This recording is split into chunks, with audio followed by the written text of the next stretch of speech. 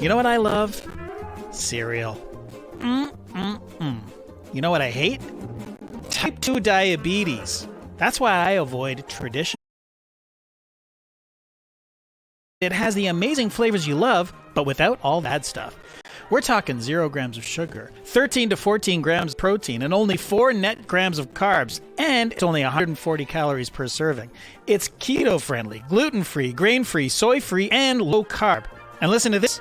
You can build your very own custom bundle of Magic Spoon cereal with flavors like cocoa, fruity, frosted, peanut butter, cookies and cream, maple waffle, blueberry, cinnamon, plus the newly reformulated honey nut flavor that will now be added to Magic Spoon's pearls. When you get that custom bundle, be sure to use our promo code NODUNKS at checkout to save $5 off your order. And Magic Spoon is so confident in their product, it's backed with 100% happiness guarantee. So if you don't like it for any reason, they'll refund your money. No questions asked. Remember, get your next delicious bowl of guilt-free cereal at magicspoon.com/NoDunks and use the code NODUNKS to save $5 off. As always, thank you, Magic Spoon, for sponsoring this episode. Bring me charcuterie, I'll speak less rudely. Just bring some food to me and I'll change my mood, baby. Angry and snappy mood is real crappy, but I can be an angel if a donut you will dangle. Chipsticks, chicken strips, bring me snacks and I'll be less pissed. If you make me gourmet, my stink tube will float away. Chipsticks, chicken strips, bring me snacks and I'll be less pissed. If you make me gourmet, my stink tube will float away.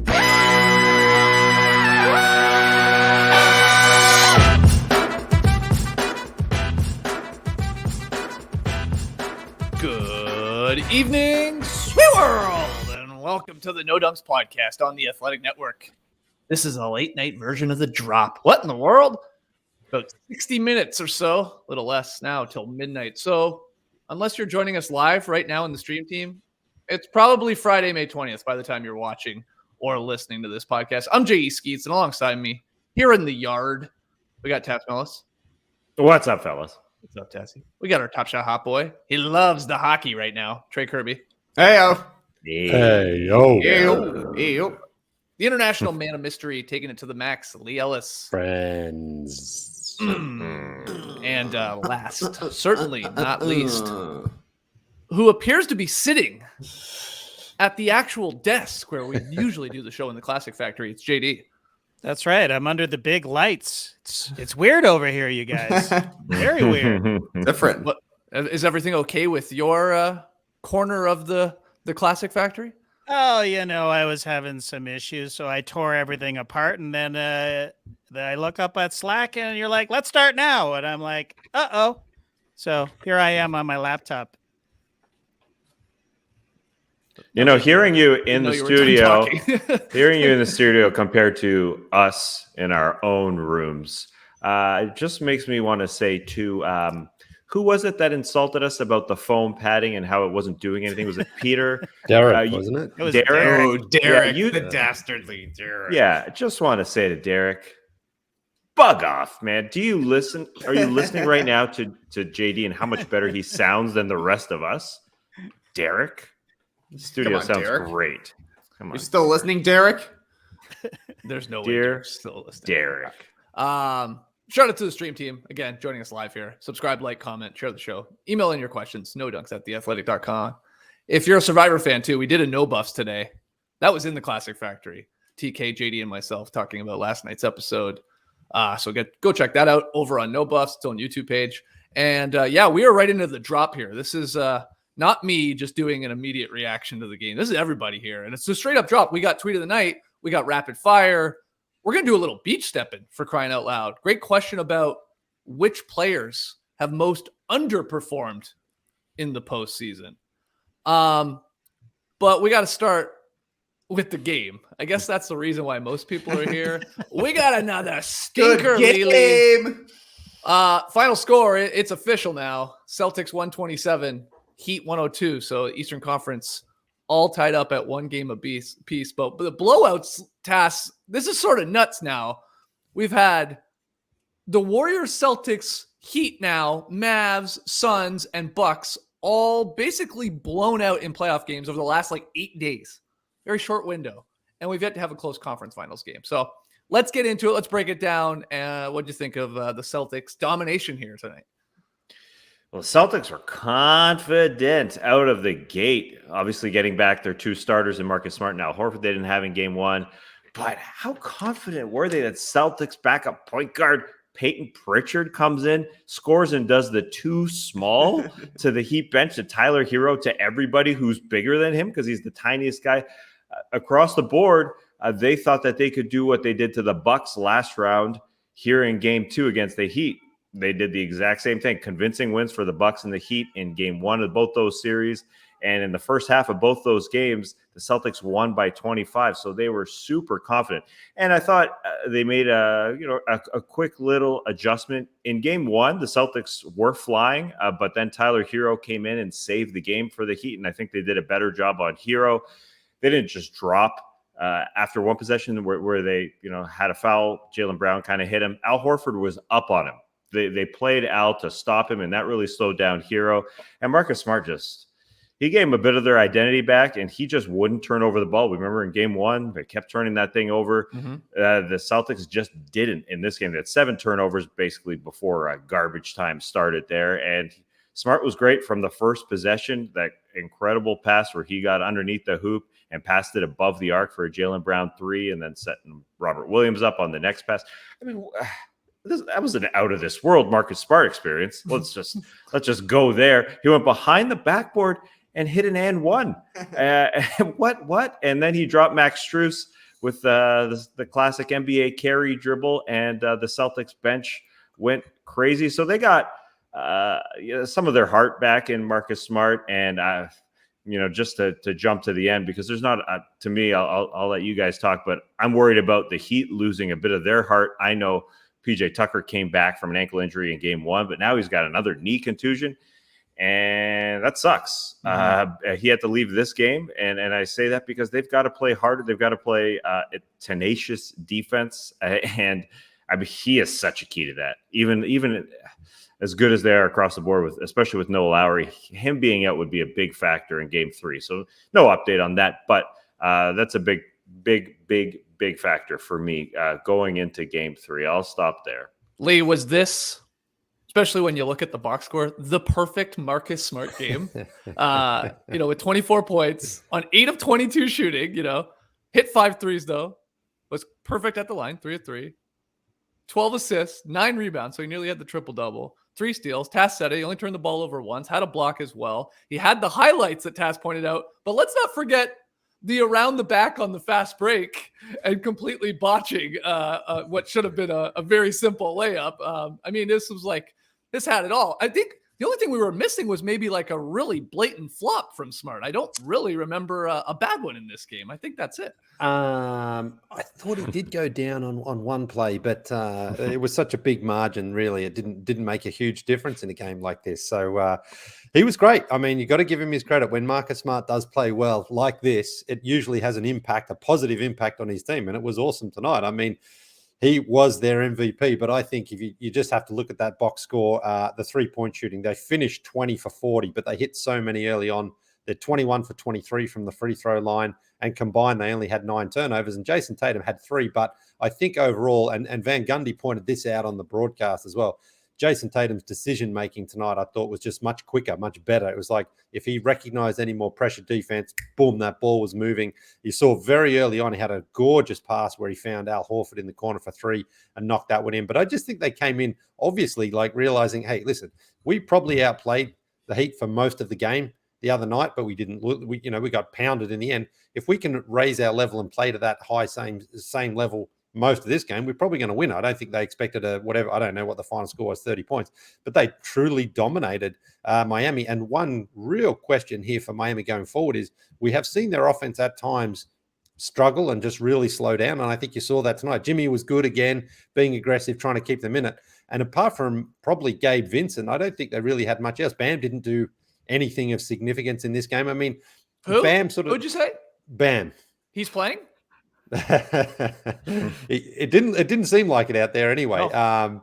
And then you saw Spoelstra went with Duncan Robinson. At that point, the game was over anyway. But I think he was like, can anybody get anything going here for us? Because they didn't really have it. So, and as Tass mentions there, without PJ Tucker, certainly for the remainder of this game, going forward, who knows if he's going to be playing there in game 3. But that's the one thing. I think that if the Celtics can get their offense going a little bit early like this, it makes it harder if the Heat have to play catch up. We know they can play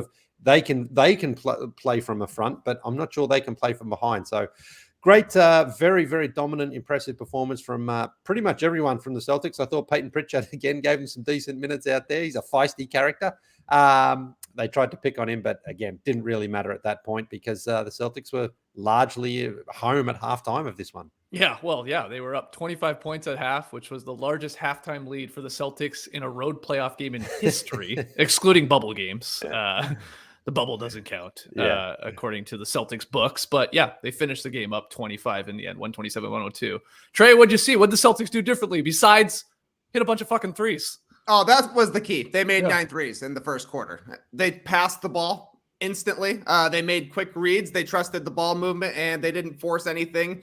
It was like they were the Celtics again. They just needed to go through game 1, getting off to a quick start, and then seeing it go the other way to kind of realize that, yeah, we got to do this together as an ensemble rather than soloist. And that's exactly what it was. They got so many open shots that it felt sustainable, even when they were hitting, 9 for their first 11 or whatever the actual numbers were. So that turnaround there was huge to me. Smart was obviously major, just being a playmaker for himself. 22 shots, I think, is also a key part of the stat line too. He's got to take a lot of shots to get to his points, but he did it. And I love, just he pushes them to the limit a little bit. And the Celtics sort of need that because there are so many times I feel like that they would get away with maybe over penetrating a little bit or maybe trying to force a pass a little bit. But sometimes you have to have that recklessness, that daring to actually get the open shots. And they were obviously able to generate a ton of good looks. The Tucker thing is weird because I thought he was really struggling in this game. He ended up in way too many short roll situations where he's the guy trying to make a floater in the lane, and that's not his game. He missed 3 or 4 just like little dinkers and dumpers where you would like to see Bam being the guy in that situation, attacking the rim since he's such a more prolific finisher inside. So it went about as good as it could go for the Celtics in the first quarter, and the Heat were never able to recover, unlike in game 1. Tass, I don't even know where to go next because it's just such a blowout. And, we're doing the late That was night a really show. boring game. Yeah, it was horrible. It was terrible after the first quarter. Yeah, the Beantown boys are ecstatic. Both the ones in attendance, they're chanting away, turning around. I love when you're on the road and you've got the road team jersey on and you're up big. You get to point at all the other people wearing the same jersey as you. There was a lot of that going on, and they should rightfully be doing that because they were crushing the home team, who was then leaving early. Get the hell out of there. I was actually surprised some of the fans stuck around for as long as they did. Yeah, because it stayed basically 20 points for a good chunk of the second half. But yeah, I don't know any other notes that you even have on it, Tass. I guess one I'll add just defensively from the Celtics, and the real reason is because Smart and Horford are back, is they just adjusted their pick and roll coverage because you have mainly Smart out there where we can switch things and just make that little window smaller for all the ball handlers on the Heat. And they could never get Bam unlocked and in the middle because they just did a great job of always switching, and they're great defenders. And we saw the best defense in the league for at least months, looking a lot more like they did in the regular season than maybe in that game 1 when they were missing these guys. Well, I will say the Jeff Van Gundy was on Jimmy Butler to score from the beginning of the game, and really Jimmy Butler's ended with 29. And if you look back to game 1, Jimmy had 41, and he didn't score at the beginning of the game. He kind of took it easy at first. Tyler Hero came in and scored, but I'm kind of with Jeff Van Gundy. If the Celtics are going to be able to take away Tyler Hero like they did tonight with Al Horford playing up on him, I think that was a difference with Al Horford coming back. And if Bam is sort of invisible, Jimmy has to be bigger than 29 points, which is, kind of odd to say. He had a nice follow-up game to his 41.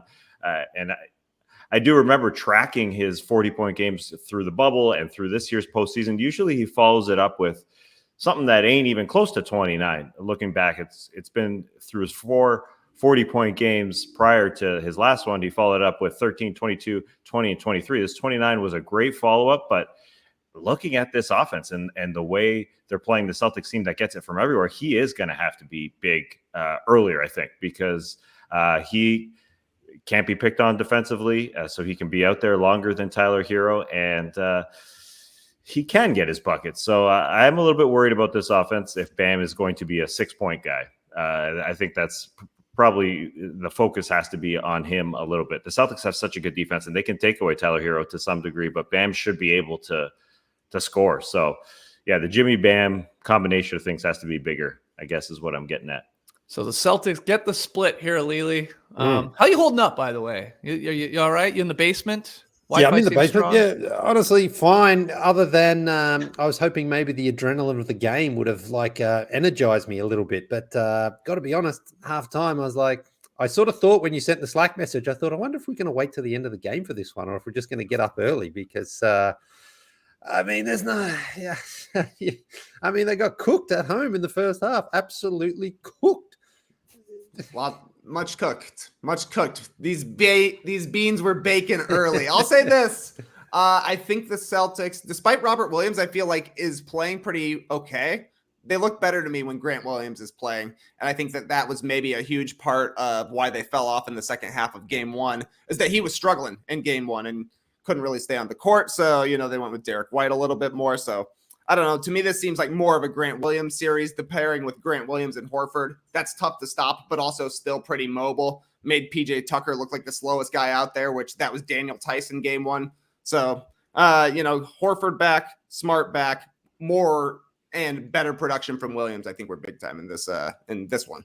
Yeah, and they even get Derek White back most likely in game 3, which it would reduce Peyton Pritchard's minutes. And I know Pritchard had a good night offensively and he did the too small, but he can be too small on the floor. And they weren't able to go pick on him like they did in game 1, which they went to him over and over and over again. And Butler punished him.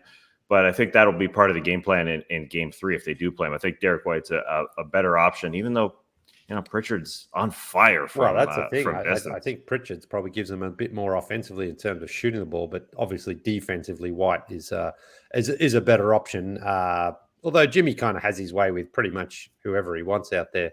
But that's 2 games though from the Heat that they haven't really had a second, really standout guy. I don't think. It was Jimmy in game 1, fantastic performance, but Tyler Hero didn't do anything for them again tonight. I thought he had plenty of opportunity. He had a great block that was called a foul, but offensively, he hasn't really been able to get it going. So that is going to be the question for Eric Spoelstra in game 3 is where's that sort of second and third real solid offensive option coming from?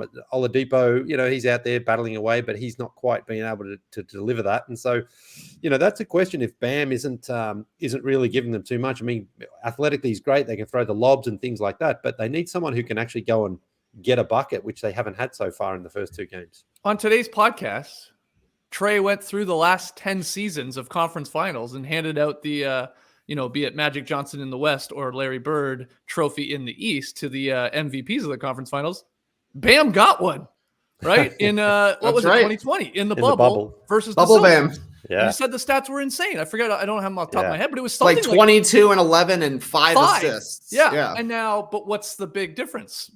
Time Lord, not from what I can remember, playing obviously a ton in that series. Did he even play in that series?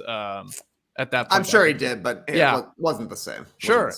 Right now he's handling Bam, and all the entire Celtics team are, and I think it's both their defense and how they operate, and then Bam's got to be a little more aggressive here. We'll see what Spoelstra does to try and unlock him and what they can do. Back to that Hero play, Lee, where he got called for the foul while blocking Smart from behind. I guess the officials saying there was some contact to the head, but obviously the block itself was clean. But didn't it do Miami a favor because the ball went right to the Celtics and Pritchard had a layup? And it's like on one hand, they have to be pissed about it because they're like, that's not a foul. But they're like, oh, well, I guess maybe he'll miss the free throws. So maybe it's a good foul for us instead of a layup from Pritchard. But I think the free throws. I wonder why he didn't challenge that one though, Spoelstra. Maybe because it's early in the game, I'm guessing. But I mean, there was maybe some incidental contact, but that would have been overturned, I think, on review because it was clean on the block. And it was like Tyler Hero chasing down. Like, they should just say, yeah, okay, that's a clean block. Who cares? I guess. I guess what you lose is a little momentum. Tyler Hero's making defensive plays. You get the energy going, even though Paint Pritchard definitely would have scored. They just would have scored, yeah. Wow. At least Tyler Hero's playing defense. I guess. Yeah. I mean, for the most part, he's getting picked on when he's out there. They hunted him a lot more, I thought, in this game, too. The Celtics did. But, oh, man, your cat is wild tonight, Trey. Wilbur just really wants some camera time here. Yeah, I got a cat. Yeah. Cat lives on this table, it feels like. There's one person awake, man. Who else is he going to go to? Yeah. Does a cat never sleep? No, a cat always sleeps. Interesting. Except for when you want it to sleep. That's right. That's exactly right. We had Cosmo this morning. He wanted to get some FaceTime too for the show. In the classic Patrick. Now Wilbur's like, hey, well, if Cosmo's on, I'm in as well. Cosmo is JD's dog for those that have no idea what he's talking about. This is how boring this game was. This is a note I wrote down. Has PJ Tucker ever been clean shaven? Yeah. Really? I'm going to go out on a limb and say, yeah. Not because I'm just guessing. I can imagine it. Really? He feels like imagine a fresh face. I know he's had like more prominent facial hair, but even like now, PJ Tucker, he has like the permanent 5 o'clock shadow. And I was just trying to think of like clean face Tucker. That's what I wrote down. That's how boring this game was. Good point. No, that's a good. But hey, it's not a bad point. Every note is a good note, or there are no bad notes. I guess is what. Yeah. No, I can see him. It's a good point though. Wow. Well, we need to find a photo. We need of clean shaven NBA PJ Tucker. Shaven. Got to be in the league. I meant in the league. Yeah. Yeah, he's been around for a while. Skeets, what did you mention about the Celtics Heat fans going at it? Well, just when you're on the road and your team is killing it, and you see like you got the green Celtics jerseys there, and there's like 3 or 4 of them together, and then they're turning around, finding the other Celtics fans that are 8 rows back behind them. They're pointing. I saw a guy giving a thumbs up. One guy was like eating chicken fingers, so he just gave a thumbs up like to the Celtics fans ahead of him. I like and that. Then they had like there was a little bit of a chant going, I think, from the Boston faithful there. All spread out. Yeah. I think Mike Breen alluded to that they started let's go Celtics. Beans. We love beans. Yeah. Classic Beantown Boys chant. Yeah, because the Heat responded. Let's go Heat chant. Right. One of those situations where you're in your regular. That feels like a regular season situation. That shouldn't happen. And you know who that wouldn't happen to? What team that wouldn't happen to? We talked about it today. The Calgary Flames. I'm showing you right now. There we go. Look at that sea of red in Game 1, Skeets. Wow. Not an Oilers jersey to be seen. Everyone's wearing red. They don't let Oilers fans in there. I heard the people working the front. No, people working at the front. They go, "Hey, who you cheered for? Edmonton, get out of here! Get out!" Yeah, they just do a voice check. Yeah, get out. I can't believe it took this long to talk a little hockey here. What was the action tonight? What kind of action we have tonight? We had Tampa Bay Lightning versus Florida Panthers. Oh, heartbreak all around in Miami. Did you know Florida Panthers are located in Miami? Found out on Wikipedia tonight. I was not sure. But they lost. They lost in the last 5 seconds of the game. Wow. A one-timer, Kucherov. Wow. To Colton. That was a beauty. What a beauty pass. You can't sleep on the NHL playoffs. Yeah, I mean, NHL playoffs are kicking the NBA's playoffs ass right now. That's the truth. We're not, and I hate to see it. I don't like watching this much hockey, Skeets. I don't like knowing multiple players on multiple teams. I liked having one team. I like being a Flames guy. It's cool. They got a lot of different size guys out there, which I thought was cool. It's a real giant guy, little guy. Nintendo ice hockey. Nintendo ice hockey. Yeah, exactly. If you score a game-winning goal in hockey in the final second, or as the buzzer goes, is that do they call it a skate off? That's a skate off. Yeah, I don't know. That's got to be a skate off. Skate off goal. That's a skate off goal. Probably. Yep. Any other notes, Lee, on this one? Honestly, no. No. Really, really good for the series. I'm glad for the series that it's 1-1. Super dominant, impressive performance from the Celtics. And I mean, they were down double digits, I think, in the first 5 minutes or so there. And then before you knew it, they in fact, I nearly got the Richie Beno meme going again in their trade, because they had a 17-0 run. I thought, if they can just get any sort of combination of 20-2 or 22-0, anything like that, I was ready to go. So I had to hit you with the Grant Williams, PJ Tucker. There's a lot of roast beef when Grant Williams backed him down at one point and scored. I mean, that's all I had. That's all that was out there tonight. Wasn't there a 23-4 run or something like that at some point? Well, it was probably part of that, but there was no, you need the 20 Q. Yeah, you need 22. Just the solid Qs. You gotta have it. I got you. Okay, look, this was like game one and that dominant third quarter from the Heat. This was a blowout victory here from the Celtics. Even earlier in this game, great bounce back. Everybody played well again. Like Tatum, he didn't even have to do a ton tonight, but 27, 5 and 5. You guys talked about him moving the ball quicker. That was smart. He hit 4 threes. I thought Jaylen Brown right from the jump was aggressive, looking for a shot. He was hitting threes early. He finished with 24 and 8 on 9 of 17 shooting. We already talked about Marcus Smart. And then you had Al Horford. Al Horford back out of health and safety protocols with 10 points. Didn't miss a shot and chipped in a little bit. 3 boards and 3 assists. And everybody playing well for the Celtics off the bench as well. So 1-1. 3 consecutive blowouts, though, when we do these late shows. So it might be the late shows. I don't know. It's been 3 straight nights of the conference finals. All these games have stunk. And Lee, you already called it. Tomorrow night's Friday. There's a game on, of course. Don't generally do a late night Friday night show, let alone even a Saturday show. It'll be the best game of all time. Yeah. I mean, you can just go ahead and lock that in. That Warriors Mavs will end on a Luka or a step back. step back 3 to win it. So yeah, we'll just talk that into existence right now. Okay, what we're gonna do is we're gonna take our first break. We're not done here on the drop, because we're gonna hit the beach, answer a few of your questions that you guys sent in. We still have tweet of the night from Tassie, and we have the rapid fire questions, and Lee's got some fun ones for us. So don't go anywhere. We'll be right back. So I've got the Mac Weldon ad read today, and I'm pretty happy about it, because I'm an avid shorts wearer, and as Gwen Stefani would say, this my ish.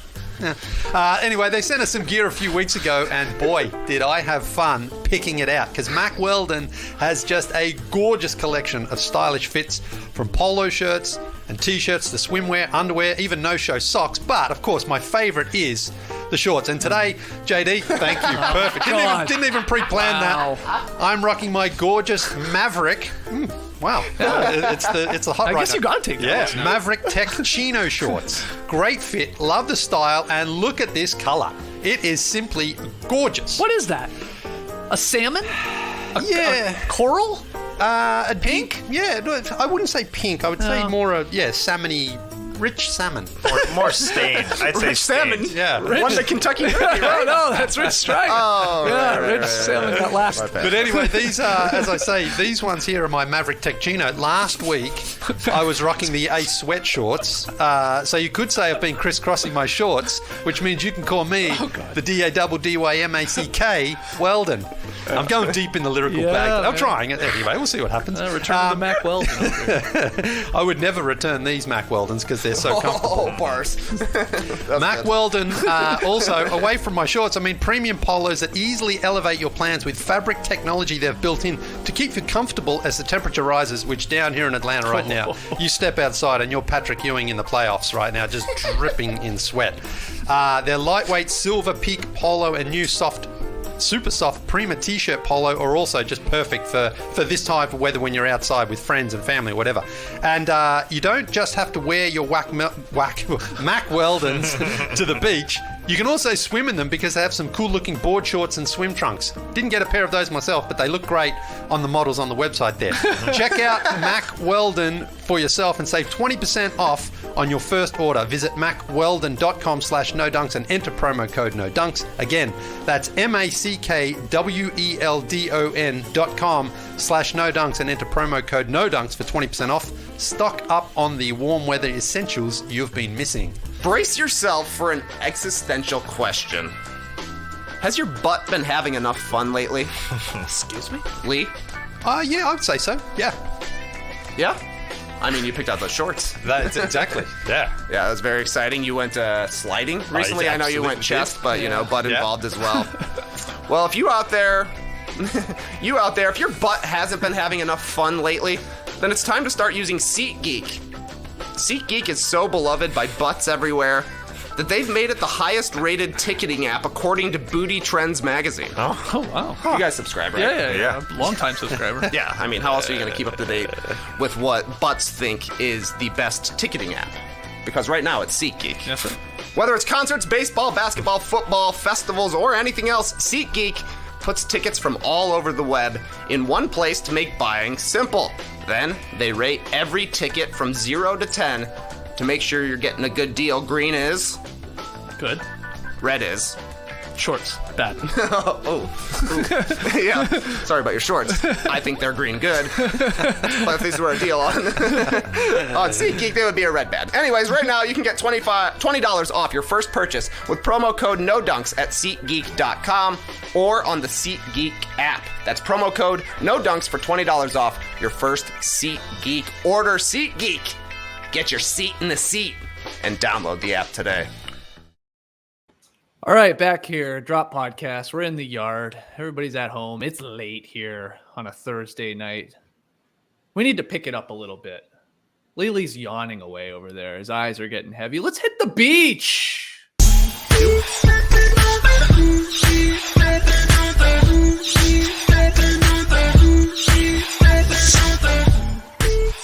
Yeah, beach stepping. It's been a while. Send in your questions to nodunks@theathletic.com. Tweet them in at nodunksink. Hell, you know what? For one night only, you drop a great question right now here in the stream team, we might get to it. I love Now's your time to shine, people. But while we wait for the stream team questions, if we get to any of those, first one here, I will read it. It's a quickie. It's from Andrew in Ottawa. Are the Senators they alive? Are they in the NHL postseason? No, probably not. No. Okay. Not since Valerie Bure retired. Andrew wants to know. It is an NBA related question. Who are your top 5 underperformers so far this postseason? Yeah, let's shit on some players here, Trey. Who hasn't lived up to the hype? What do you got? Yeah. I put together a top 5, Skeets. You got to go top 5. That's what was asked for. That's the only way we talk about numbers around here. Here's my top 5 underperforming players. Some from just first round teams. If it was a disappointing performance. Some for, prolonged slacking, if you will. Okay. All right. First slot goes to Trae Young. Probably the most surprising numbers I saw when I was looking back at things. I knew it wasn't a great series for the Hawks against the Heat, but it was worse than I thought. 15 points per game for Trae, 5 rebounds, 6 assists, and 6 turnovers per game. Shot 32% from the field, 19 from 3, had more turnovers than made shots, more turnovers than assists. You know what his PER was for the series? 8. 5. Wow. 5 for Trae Young. That's crazy, especially considering Hawks went to the conference finals last year. Trae looked super comfortable under the bright lights. Obviously did hit a game winner for the Hawks in their one win. But after seeing how awesome he was in the playoffs in 2021, this was surprising to me that it went this poorly for Trae Young. Okay. So he makes the team. Also on the team, first round defeat as well, Donovan Mitchell. This one, I will admit, if I were doing a Lee Ellis rubric, has a lot of feel to it. Getting a lot of feel points on this one. Mitchell's numbers, 25 points per game, which is fine. He shot 40% from the field, not great. 21% from 3, very inefficient. But the problem for me with Mitchell is that he was coming off of 2 playoff runs, averaging 36 per game and 32 per game. Major moments in both of those playoffs. In 2020 and in 2021, then to just kind of have a dud, I thought, in round 1 for the Jazz. They had the cool alley-oop to win a game and then followed that up by getting completely blown out. So there's a lot of bad vibes involved with Donovan Mitchell making this team. Okay. Yeah. Raw numbers, okay, but yeah, their stats are across the board. Yeah, way more inefficient, and yeah, for a guy who prides himself and should pride himself on the way he plays in the playoffs, monster couple of years these last 2 years. Yeah, that's a huge drop off. Yeah, and they lost in the first round to a team that didn't have their best player at the start of it. So that's brutal. Okay. All right, this one might be controversial. He only played 3 games in the playoffs. 37-year-old Chris Paul. Oh, wow. 36-year-old Chris Paul was legitimately awesome in the playoffs. Had a 14 for 14 game. Had a 28-point game in his last game as a 36-year-old. Then when he turned 37, Chris Paul went on to average 9 points per game, 3 rebounds, 6 assists, and 3 turnovers. Was a completely different player from one age to the next. And somehow the Suns ended up losing. Age was nothing but a number. I don't know. Did the warranty expire? Something strange happened. And Chris Paul, obviously not the same player. And that was a problem for the Phoenix Suns. Oof. But only 37-year-old Chris Paul, 36-year-old Chris Paul. Great playoff moments. Yeah. Lee, when did your game change from a particular age to an older age, of course? I'm playing the best ball of my career right now, to be honest with you. Yeah. When did you play the worst ball of your career?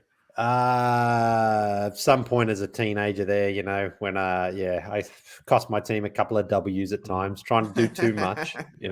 Dad was the coach. Oh God. Trying to do too much out there. Yeah. Get rid of the ball sooner. Nah, I want to go 1-on-5. We lost by 12. All right. All right. Also making the team. I tried my best to not put him on the team. I was trying to find ways around looking at the numbers, rearranging things, being generous with percentages, rounding up. But James Harden, you got to make the team. Okay. Yeah. A lot of people in the stream team saying Harden's got to be on here. He's got to be on here. Yeah. I was trying not to put him on. But honestly, in round 2, James Harden, if you take out the end of game 4 when he was hitting all of those step back threes, I think he hit 4 threes in the fourth quarter. If you take out his 18 points in the second half of that game, James Harden scored 14 points in the second half of 5 playoff games. Holy. Wow. He had 3 shots and 3 assists in the last 2 fourth quarters. That's a guy that gets paid $40 million. Yeah. I tried. No. I was like, come on, the numbers are okay. 17 and 8. He's setting him up. He was okay at clinching against the Raptors. He had that nice 31-point game. The step backs were dropping. People were saying, ooh, is James Harden back? Had to put him on. Yeah. Had to do it. Yeah. He's got to be there. Task, no arguments there. It's almost too good. It's just too good with Ben Simmons not performing in fourth quarters last year. You remember those screenshots? There's a bunch of zeros in the fourth quarters of that playoff series against the Hawks, and then this happens. Yeah, it's too good. Yeah, and actually, our emailer Andrew from Ottawa had Harden in the question. I took him out because I didn't want to, I didn't want to influence anything, and I assumed Jimmy James would be in there. Come on, he's got to be. He said, "I am going to Philadelphia because." That is the situation where I am going to play my best basketball. That's going to be the best James Harden. I'm not going to be 17-year-old Lee Ellis. I'm going to be 40-something. I won't reveal your age. 40-something-year-old Lee Ellis. And he said, and then something happens in the postseason. And I don't know what happened with Chris Paul. I mean, that's even a little bit more inexplicable. Something broke with the Suns. There's got to be a reason for that. Like why he just stopped looking at the hoop. I can't say it's just a quad contusion. There feels like there's something happened in that locker room, or I don't know. That's an odd one. But Harden has shown this in postseasons past. All right. So far we got Trae Young, Donovan Mitchell, 37-year-old Chris Paul, James Harden. We need some toughness on this team. Dylan Brooks, you're the last member. Oh, wow. Dylan Brooks. I didn't even think he'd be considered a talented enough player to really almost underperform. But okay, let's hear the case. That's the thing, Steve. Yeah, he's neck and neck with Cam Payne for the most brutal role player of the playoffs so far. And the difference is that it's like 2 times the amount of Dillon Brooks than you would get of Cam Payne. He's 13th in the playoffs for field goal attempts, and he's shooting 35%. It's above him. It's Jalen Brunson, 11 All-Stars, and then it's Dillon Brooks. So this was another one that's it's a little bit for the memes, no doubt about it, being on the podcast with Skeets, but also like I couldn't believe it when I kept looking through and seeing how much license he has compared to, other players who are struggling out there as well. And he just never says no to the green light. And I mean, misses 2 games in a series, really. Yep. After the brutal foul, it took out a guy of the playoffs in Gary Payton II, and then got suspended the game. I guess he had one good game in the last game, really. Yep. Or he scored. Okay, there's the team. Hey, conveniently no Chicago Bulls on that team. What happened? In the dishonorable mentions, there's I would have Drew Holiday, struggled, no doubt, in the Celtics series. Cam Payne, DeMar DeRozan. But he did have a nice 41-point game. Got their first playoff win in 5 years, so I can't be too bad. But he was playoff DeMar, and Doc Rivers also is in in the dishonorable mentions. Okay, it's a good list. Anyone you would add to it, Lee? D'Angelo Russell was pretty bad for the Minnesota Timberwolves. I just looked at his numbers here. He averaged 12 points. He shot 32% from the field, 38 from 3, and 48% from the free throw line. He did get there a ton, but I mean, 48% is terrible for him. And he had combined fouls and turnovers almost as many as assists as he had. So they needed something from him, and they got virtually nothing from him in the playoffs. Tass, anybody else? I think Kyrie can be in the honorable mentions. He started with that 39-point game in that first game. That was a heartbreaker to the Celtics, but the Celtics broke the Brooklyn Nets after that game, and Kyrie kind of faded. There's some numbers there overall, but after that game, he was 10, 16, and 20. And he just wasn't Kyrie, top 75 talk. He should be on there. And then, this is prime Kyrie. We expected a longer series than that. Okay, let's hear from everybody in the stream team, everybody listening and watching later. Who else has underperformed in the playoffs so far? Let's slip in this question here from the stream team. James, he wants to know, would you rather a cranky Zack Zarba or an overly affectionate Tony Brothers? Now take a second. Think about it. Cranky Zack Zarba, Tass, or overly affectionate Tony Brothers? I don't have to think about it. I don't want a cranky Zack Zarba. Okay. So, give me a loving Tony, please. Okay. An overly affectionate. He's too touchy feely though. You're like, off me, Tone. Okay. Well, Wilbur's back. And how do you answer that one, Trey? I think I want an affectionate Tony as well. All right. The power of touch. It's one of my love languages. Okay. Okay, great. Back to an actual question. This one's from Pistol Pete. What's up, No Dunkaroos? While watching Suns Mavs Game 7, I couldn't stop thinking about how much money was spent on the tickets at that game. I honestly thought the Suns were going to win leading into the game. That's got to be one of the worst Game 7 home losses of all time. What is your most regretful ticket purchase of all time? Again, that question from Pistol Pete. Who wants to get us started on this one? I can, yes. Sir, have at it. Yeah. Why are you asking like you're asking it as a question? Back because I've got actually I actually have the ticket. I have my most regrettable ticket. And it's here. It's right here. Okay. So what you got to explain it for the listeners. Wow. Yeah. So the 2006 World Cup in Germany, I should have gone, and I didn't go. I don't know why I didn't go. I was single. I was living in Toronto, and I was like, I'm going to watch Australia in the first World Cup since 1974, and I'm like, this is going to be great. And they beat Japan. We were down 1-0. We came back, beat them 3-1. We lost to Brazil 2-0. We tied with Croatia. We made it through to the next round. Yeah. We played Italy. Italy cheated us out of a game, and Italy went on to win the World Cup.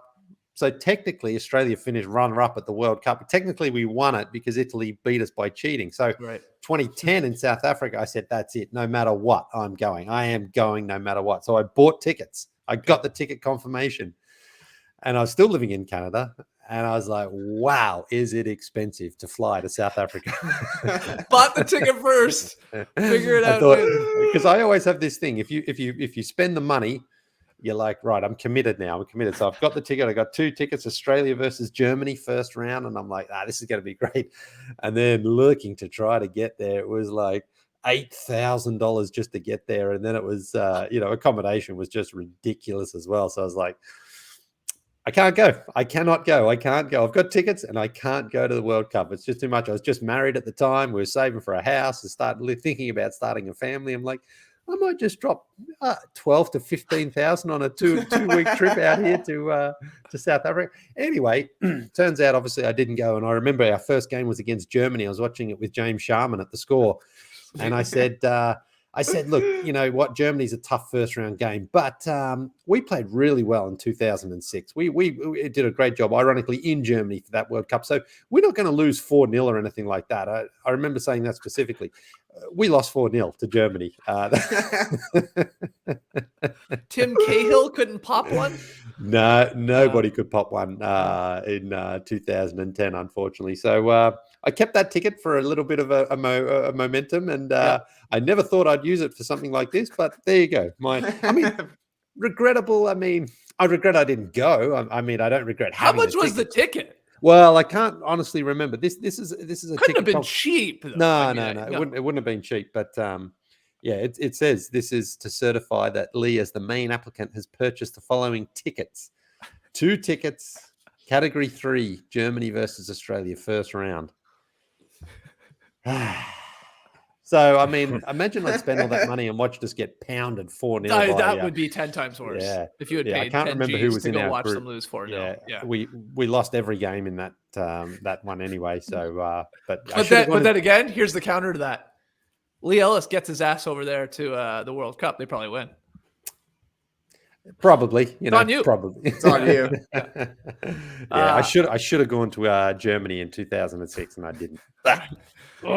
Keep you up all night. You have a similar one to that, Skeets, where you didn't purchase tickets, but you still regret not going to the Winter Olympics. That's right. That's just a straight up. I regret not going to the Vancouver Olympics when it was over there, especially having friends that lived out there. Looked like it was the time of their lives. They said it was the best party for 2 weeks that you can think of when it's right in your own city. And I could have went and stayed with them. Yeah, big time. All right. You'll go to another Olympics. You'll just do it harder. No. Because you didn't go to that one. My answer, though, is an actual movie. I think I've said this before. Only movie I've ever walked out of the theater for was 1999's Bringing Out the Dead with Nicolas Cage. Where he's like, he's a paramedic. Oh, okay. I wasn't in the right. I think it's Martin Scorsese, and I just wasn't in the right. It is headspace, and I just remember I forget who I was with actually. And we were like, no, we weren't feeling it, and we were like, you want to go? I'm like, yeah, let's go. Never walked out of a movie besides that one. So I regret that ticket. JD, did you see that movie? Did you like it? I saw it. I did not. Luckily, I did not go to the theater to see it. So I was happy about that. I don't think I finished watching it, though, actually. So I did the old pop it out of the Betamax. That's the walkout. Yeah, it's not good. Martin Scorsese, sometimes a little hit and miss, Yeah, I guess so. I checked in getting ready for this. I was like, what type of ratings does this have on Rotten Tomatoes? It's like 72 and 70, really for the audience. And I was like, that's not that bad, I guess. Maybe I'll fire it up. I got an answer for this one to a show that I actually went to. It was 1989, and I bought scalped tickets to go see the Rolling Stones Steel Wheels tour. Okay. So they launched this tour. They called it the Steel Wheelchair Tour because they were so old, right? Mick Jagger. This is 89. This is 1989. Mick Jagger was Lee's age right now. Yeah. And everybody was like, and I paid, and the tickets themselves were like $36 or something like that. I think I paid $70 Right. for two, or like $140 for two of them. And the concert was fine, but it's just like, this is our last chance. We're never going to see these guys ever again. They're still touring. Yeah. How many shows have they played since that show in 1989? Literally thousands. Literally thousands. Wow. Wow. All right. Did you ever see them again? Is the question? No.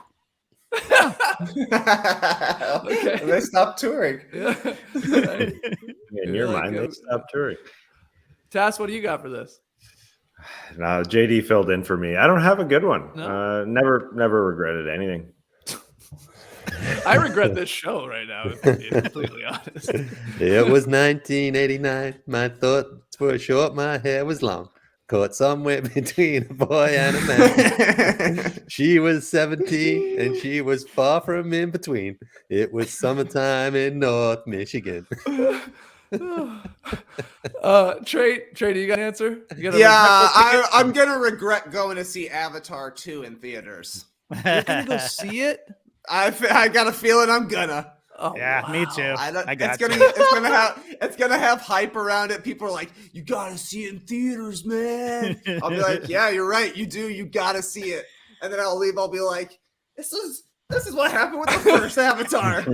I didn't want to see it. You got me to see it, and then I didn't want to see it anymore. But I can't wait to regret seeing it."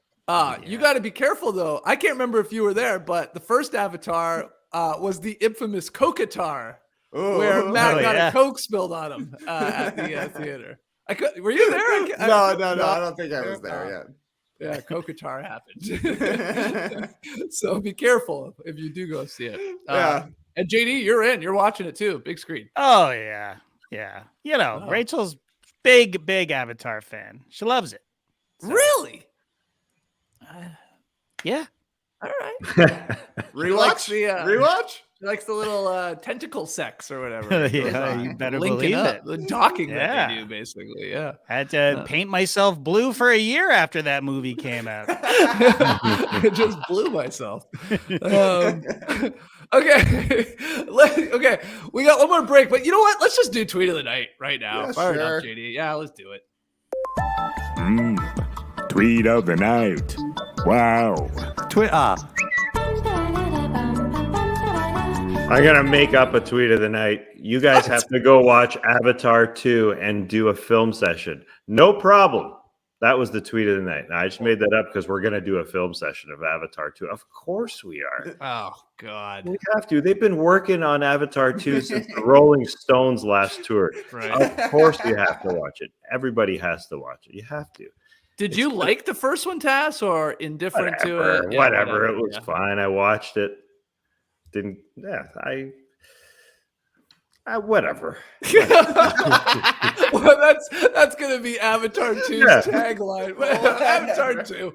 Whatever. You know, if it's something you flick on and you're watching without expectations, like you have zero expectations, like, you know, it's something that you're watching at home. Like you just turned on a movie on the old tube. Feels good. That's the expectations I'm going. Anyways, I have a real tweet. Okay. God, it feels good to do tweet of the night at night. Just feels so good. Now you guys might want to be jokey. I know we're getting a little loopy here, but it's basketball serious. So get back in basketball mode for a quick gif. Okay. It's from the King, from LeBron James. He was watching hoops this evening, and he said, as he has been the last few weeks, he comments earnestly. And I like that about him. He said, the illegal screening in our game is crazy. Needs to be a point of emphasis. Do we need to talk about officiating? Now that I read this tweet, I'm not happy I chose this tweet. But I will say, you know, you guys don't have to talk about it. We don't have to talk about it at all. That he's right. There are no rules when it comes to moving screens.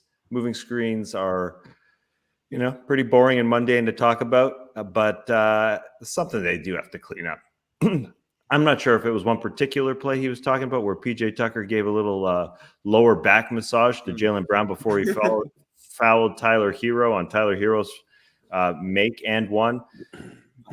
That wasn't a screen, though. I don't know what the rules are for a screen. I mean, it's getting a little nuts, and it's just something that isn't really talked about. It's just kind of there as a problem in the game, but it's not a point of emphasis, really. I can't remember it being a point of emphasis, even though it sucks.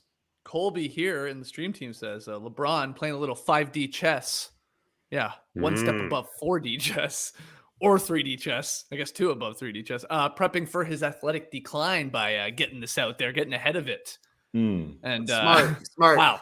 I mean, if anybody would think that far ahead, maybe it is Bron. But hey, when he speaks, people listen. So maybe he's tired of these people running into him with these screens. Yeah, Lee, any thoughts on LeBron's tweet there? Is he right? Just like Taz said, got a bit of a point. Like, what is a moving screen? What isn't? Why do you call it sometimes? You don't others. Feels like you can get away with a lot. Yeah, it's the same with the travel. It just sort of depends on the night and the referee. But there was a Robert Williams, I think the very first play of the third quarter, got called for a screen out of bounds when he was like his foot was barely out of bounds. And that was kind of like, you're up 25. Who gives a shit? We're going to call this now type of call, because that sort of stuff happens all the time as well. So it's just weird for LeBron to say that now. I mean, there wasn't anything egregious, in any of the games recently that I've seen that would prompt that. So he was also tweeting stuff about how he's a bit alone right now and he's got nothing to do. So I think that's probably where it's come from. He's just going through it right now, is he? Yeah, because he's usually. Well, he's usually playing at this time of the year, and he's been off for, a lot of weeks, really, when you think about it. So maybe he's just kind of bored and he's just like on his phone and he's like, all right, yeah, I'm just gonna throw something out there that doesn't really have any no specifics behind it. I'm just going to say a massive generalization, which will get the people talking, and it's worked. We're talking about it. Yeah. Night. Well done, Bron. He's probably watching right now. What's up, Bron? Jump on. Share the StreamYard link with him, JD. Yeah, he's that bored. Why don't you come hang out with us? Yeah. Talk Avatar. You think his email address is lebronjames@gmail.com? No, it's King probably James. King James. King James at LeBronJamesFoundation.com or something like that. Yeah. We're going to spam it during the break. We're going to try every combination. Just send the link. Hop in. Okay. Okay, let's take one more break, and when we come back, Lee, you got some rapid fire questions for us? Yes, I do. All right, these will be great. Don't go anywhere. Our good friend John getting married in Chicago in about a month. Fortunately, I'm not going to be able to make it to the wedding. I have a damn marathon to run in Washington State on the same weekend he's getting married. Just brutal timing. I booked this marathon months in advance. And then we learned about the wedding. Oh, it sucks. But as a sign of solidarity, to be there in spirit, so to speak, I'm considering running my 26.2 miles in a suit. And if I go through with this, I'm getting a suit from Indochino. From weddings to work functions to marathons, maybe. It's always the right time to dress to impress, especially in clothes that fit you perfectly. Indochino makes high-quality, custom-fitted suits, shirts, and casual wear, all at a surprisingly affordable price.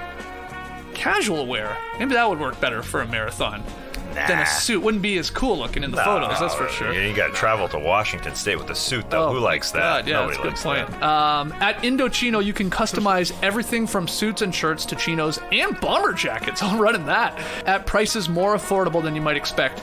I recently bought an Indochino dress shirt. Fit was perfect. Every piece made to your exact measurements, and you can customize every detail. I shopped online, thought the user face super intuitive. Choose everything about your suit, including the fabric, lapel, monogram, statement linings, whatever you want. Create a suit that fits you and your style perfectly. And the best part, Indochino suits start from just $429, and shirts from as low as $79. That's it. This season, dress to impress on every occasion with Indochino. Get $50 off any purchase of $3.99 or more by using our promo code NODUNKS at Indochino.com. That's $50 off a purchase of $3.99 or more at INDOCHINO.com. Promo code NODUNKS. I believe you could do it. I think you could run in a suit. You want to swerve? Be the only person out there in a suit. Someone just ran the Boston Marathon to raise money for nurses, I believe, in scrubs. In her scrub outfit. That would be, I guess, a little more comfortable maybe than a suit, but the chafing in a suit would, well, maybe not with Indochino. It fits you perfect. Perfect fit? Yeah. All right. I'll do it. There's no better feeling for a podcaster than opening up some ad copy and realizing I already own this product. I don't have to read up on it, get to know it. No, I already have Everyman Jack body wash in my shower. I smell like sandalwood every single day. Every day except when I go to a cabin and I just plain old stink because I don't shower at all. Which is ironic because Everyman Jack scents are inspired by the outdoors. Everyman Jack put that experience in a bottle. I don't know why I made that sound effect. Bottle sound. Yeah, liquid going into a bottle. That's a hard sound to replicate, and I'm not sure why I took that chance. But here we are. Their men's care products feature naturally derived ingredients, outdoor-inspired scents, and responsible packaging. It's a catch-22 for me in the outdoors. Smell like the outdoors without washing myself, or smell like the outdoors after washing myself with Everyman Jack. Well, why not have both? I'm already using sandalwood, but now I have the sea salt body wash, eucalyptus mint body wash to try. Haven't tried them because I only use one body wash at a time. I don't put multiple in there. Finish one. Same here. But I did put on the sandalwood deodorant today from Everyman Jack. Ooh. Not bad. Not bad at all. Wow. Yes. Not bad at all. I put it on today. I did bring it to the cabin, but who's putting on deodorant at a cabin? Nobody. Everyman Jack has every product you need, from body wash, deodorant, and skincare products to shampoos, balms, and oils to tame and nourish your hair and beard. Everyman Jack Men's Care, naturally derived, outdoor inspired. Look for them at Target, Walmart, Amazon, or everymanjack.com. That's why you were jacked about that series. That's right. Yeah. He's an Everyman. He's jacked. I'm Everyman jacked.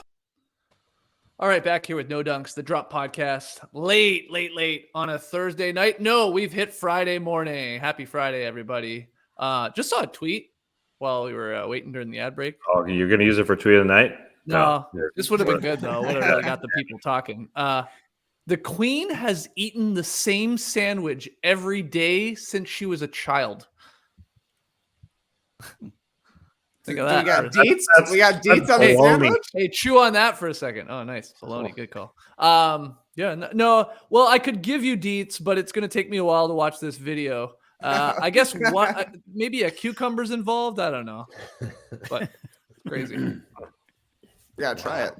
I know. The Queen sandwich. I'm intrigued. Yes, it's right. Subway should have the Queen sandwich every day. Wouldn't she just say to one of her servants, like, just throw something different in there tomorrow. I don't care. I'm not. Well, I think the chef would prefer to make something different, but she's whatever the sandwich is, be it, I don't know, cucumber on bread or something. Those crazy Brits. If that's all it is, I mean, like, no, wow. I'm kidding. Overrated being the figurehead. You think what would be acceptable to you? Yeah, what would be that's a good question. A daily sandwich that's like classy enough. Something with avocado in it for sure. Very ritzy.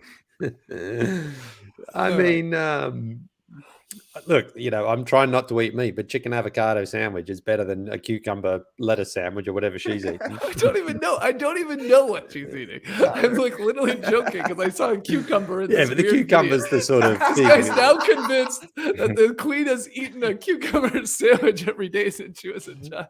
That's how rumors start, Lee. Yeah. Jesus. Yeah. Okay. Let's wrap up the drop. What? Okay. Yeah. Ready? Okay. What's wrong with you? Rapid fire, Lee. You got the questions. Let's go. I do. Question 1. A photo went viral on Wednesday, which appeared to show Luka Doncic sipping on a beer only hours before Game 1 of the Western Conference Finals.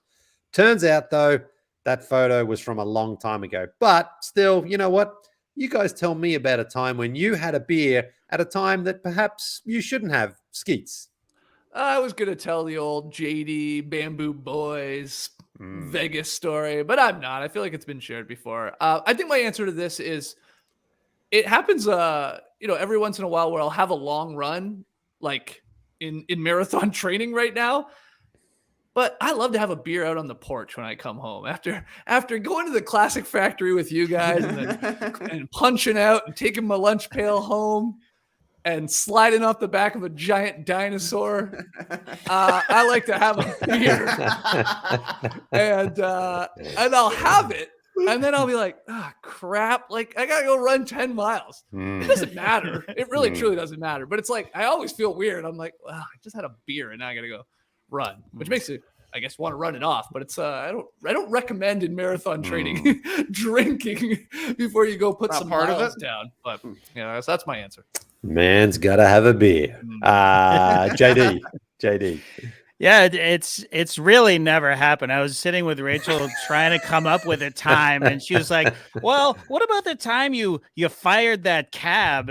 Because I fired a cab one time because he was driving weirdly. He was on the phone, and I was like, I was on my way to go drinking there. She's like, "Oh yeah, well, what about that time you got in a fight with that guy? We were at the grocery store. What are you talking about?" And she's like, "Yeah, I guess you're right. That's never really happened." But I have overconsumed Jack Daniels one time before a show in Greece when I was playing the drums, and I literally fell off the drum set onto my back, like tits up, like feet up in the air. Had to be helped up and then off of the stage, and yeah, and I was like, no, I'm fine, I can play, but I was obviously not okay. Yeah.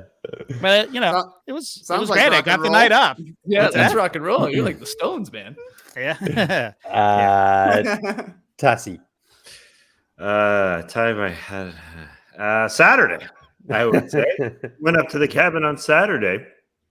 Now, I got up there and I got up there a lot later than everybody else. So I think I felt the need to have a couple to catch up for some reason. So I had one Pseudo Sue IPA, it's called. It's quite tasty, as a matter of fact. I was in a beer store earlier that day, and the buyer said, "Oh, this is the #1 rated beer in the U.S. right now." I said, "Oh, you sold me. Sure, whatever that means, the #1 rated beer." But it was really good. It was an IPA without that really punchy in the face IPA sort of flavor. I had a Stone Cold Steve Austin IPA a couple of weeks ago. That punched you in the face. This one was gave you a stunner. Yeah, Kick you in the stomach. Anyway, so I had one in Pseudo Sue. It was a big one, and then we were walking around the cottage, and Dave and Graydon said, "Oh, we're gonna go get another one." So I said, "Oh yeah, I need to get another one too." Just because we're walking around the cottage, we're going for a lay of the land as we were seeing the cottage. So I needed to get a second one, but the second one just spiraled out of control. You had too much Jack Daniels. I had too much Johnny Walker after that, JD. Oh yeah. So after that, it's a dark cottage. Couldn't tell what I was pouring. Didn't know how much. It was just a heavy-handed pour. Yeah, that's basically it. But the Pseudo Sue, it's good. Don't have too many though. Pseudo Sue, that's what it's called. Eh? I did try it. You let me try one, and it was pretty good. It was tasty. It was for an IPA. I don't love IPAs, but you're right. It lacked that. Well, it lacked that shitty taste of an IPA somehow. Okay, #2 here on Tuesday's show. Trey correctly pulled the Orlando Magic as the winner of the NBA draft lottery from a basket of Easter eggs. So tell me when a time you just got lucky, Skeets. I'm gonna play the sentimental card here. I got lucky going to the exact same school, enrolling in the exact same program at the exact same time as two men here on camera, JD, Tass, and a third, Matty O, up in Toronto. I mean, just, it's truly like, what if we don't overlap in this program, then there maybe is no podcast right now. Then I'm not sitting in front of my computer at 12:08 on a Friday talking about Avatar and IPAs and somehow getting paid for it. So yeah, that's my lucky answer. Nice one. Who's next there, JD? Oh, now I got to talk about my cool parking job after that. I mean, go on. I'm interested. Well, I mean, it was an airport run. Okay, this is a real cool story, bro. It was an airport run, and I was like, we parked the car at the airport, and it was just a standard. This is always my plan: dump the family off, go park the car, get in the shuttle. You guys get in line because we're going to Canada. We had to check bags and stuff. You get in line and I'll be back, but it never works out. But this particular time, Rachel was right. They were at the agent. They had sat on this whole line. I had parked a car on the 6th floor, had to take a shuttle. and just sidled up right next to her right at that moment. And it was like, she was very, very impressed for one thing. So that was good. But it was just felt great. It was just like I beat the system. You know what I mean? Like, but Perfect you know, mark. and I took, at the time I was like, I took full credit for it, but it was pure luck. Like I just happened to be the exact set of circumstances, like us all going to school at the same time together. But it could have been a disaster. It was meant to be. Nice callback. Yeah. Nice callback. Tassie, when was the time you got lucky? Oh, well, I could get all sentimental with my wife. I asked Danielle, when's the time I got lucky? Well, she said, with me, when you met me. Come on. We've gone down that road before. We've told those tunes. When I bought my Mach-E late 2021, cars cannot be bought right now. You're on a waiting list for 8 months, 10 months. Well, I was going from Ford dealership to Ford dealership, and I got to one where the employee said, oh, yeah, we got two, a red one and a blue one. Which one you want? Actually, it was a red one and a white one. But anyway, that's a reference nobody got here. That's fine. Matrix? No. Different. That's a different red and blue one. I'll keep it a secret. Where it's two cars. Anyways, yeah. So I was going to buy the red one actually, and all of a sudden I get told, actually, this one just got bought. All right. Well, I'm going for the white one. I bought the white one. Wow. Great. But people are waiting, obviously, months, years for their cars after they order them. So that was a lucky moment. Wow. Okay, last one here on Thursday's show. Drops the wow. On Thursday's show, which was yesterday's show, but it feels like today's show still. We tried to figure out what an NBA hat trick would be, and a few different suggestions were mentioned. But what would a day hat trick be? What would it look like for you, Skeets? Start off with a little no dunks in the morning, follow it up in the afternoon with a little no buffs, and then hey, maybe do the drop at night. Just call it a day there with 3 podcasts. Could do no breaks. Maybe I'm featured on that one. Maybe they're got a Canadian race or something. Sure. Hey, you've got to throw your hat now. You've had that. You've had your hat trick day. So throw your hat. Not too tired to do that. Top Shot Hot Boy, I guess, could be there too. Just 3 podcasts, 3 bangers, 3 classics in one day in a 24-hour window. In which what about being a guest on someone? Like Deuce and Mo? Yeah. 3 solid podcasts one day. That's my hat trick. JD. Yeah, my answer is also 3 things. The Gordie Howe hat trick rules here. The day I'm always happiest if I do something fast, right? So whether I'm, on my longboard, just cruising around, or riding a bike, or, go-karting, something like that. So something fast, something delicious, right? Just a delicious meal or appetizer or something, a snack. And then something funny, whether I'm watching comedy or just hanging around, yucking it up here in the Classic Factory, something, you know what I mean? So something fast, something delicious, and something funny. That's my hat trick. Nice. I like that. Nice. Tassie, take us home.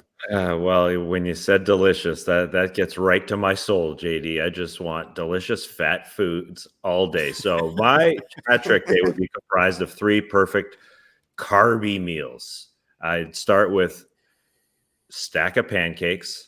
I'd hit a pizza at lunch, and I'd hit pasta for dinner. Wow. Triple P's. Wow. And that's and I can't live like that, but I really want to. Yes, you start training for some marathons. You can carb load like that all you want. Yeah, that's a great. Pancakes, pizza, and pasta. The Triple P. Wow. And there it is. And a Pabst before I go on my run. yeah. And a Pabst on the porch. Before you after a perfect park. There it is. What a perfect podcast it was. Was it? You tell us. Thank you to everybody joining us live here. The reason we did this, I don't even think I explained it. I guess we did on a previous show, but JD, you got a big graduation to attend on Friday morning when we usually record the show from your place. So I assume you're still planning on attending the big graduation and hopefully seeing your son play in the band. Is that happening still? That is happening. I wouldn't call it a big graduation. They're not even calling it a graduate. They're calling it a moving on ceremony. So it's basically like, see ya. Good luck in high school. But yeah, he is playing in the band. And I was told that it was the jazz band, which is the elite, right? Yeah. But then today he said, I think it's only the concert band. I was like, okay, great. No, it's good. It's good. I want to go. But I would have enjoyed seeing that jazz band one last time. But anyways, sounds like this might be a regretful ticket tomorrow. This time next year, I'll be recalled. This will be recalling this story for the thing I regretted, doing 3 shows in a day so I could go to my son's stupid graduation. No, I'm just kidding. Very excited about it. Very excited to meet his girlfriend, which is which is new. So yeah. Okay. These kids growing up, man. I don't know. These kids moving on. God, your oldest kid, I saw him not too long ago. He's huge. Yeah. Like, I knew he was tall, but now he's like jacked. And it's like, what is going on here? Like, and you said he was getting into MMA and all that. It's like, my God. Yeah, he goes to jiu-jitsu like 3 times a week. He wants to get boxing lessons, so that's the big fight in the house right now. There's a race. He's ready to go at any time too. Because like jokingly, when I saw him, I was like, I heard you getting into MMA. I was like, come on, let's grab a little bit. He was literally standing up. He was getting ready. I'm just kidding, not really, man. I was like, I'm just kidding. We were at a farmer's market. He's like, what are we gonna grapple here in your mom's art tent? He would. He'd flip you. He would flip you on your ass. Yeah. It's scary. I can't ground him. I have no recourse anymore. All right. Well, excited to hear how the graduation goes, and congrats to Jackson there. Guys, thank you so much for joining us live. Email in your NBA questions to nodunks@theathletic.com. Follow us on Twitter, Instagram, Facebook, TikTok @NoDunksInc. Get yourself an Athletic subscription. Go to theathletic.com/nodunks. And hey, No Dunks merch available at nodunks.com. All right, Lily, we got to get you to bed, man. All right. Yeah. What are you going to do with your day tomorrow, though, Lily? We've got a fun run at school, actually, for the boys that I wasn't planning on attending, but now I am. So you got to crush a beer before you do it. Yeah, in the schoolyard. Yeah, in the park. All right, guys. I'm seeing the other parents. Hang on a minute. I just got a shotgun one here. Hold on, can you point me to a porch? I gotta drink this beer real quick. No, dude, what was that? Who's the Steve? What's his name? Steve Austin. Doesn't he do 2 of them at once? 2 IPAs to the face. Okay, Clipper Bros. You heard it here first. Have a great time. Turn up. Love you guys. Awesome. Thanks for joining us. And remember, actually, a great story is our friend Joel McMillan once pulling up to a cottage, getting on the roof of his car and blaring Stone Cold Steve Austin's theme song while smashing 2 beers and pouring them on his face. It's a great video. I'm sure it's a great video. I thought about it this weekend, doing it at the cabin, but my car's too nice for that. but you know how lucky you were to get that car. You can't ruin it. Yeah, for sure. All right, guys. Embrace the morning, day, or night. We'll see you soon. You could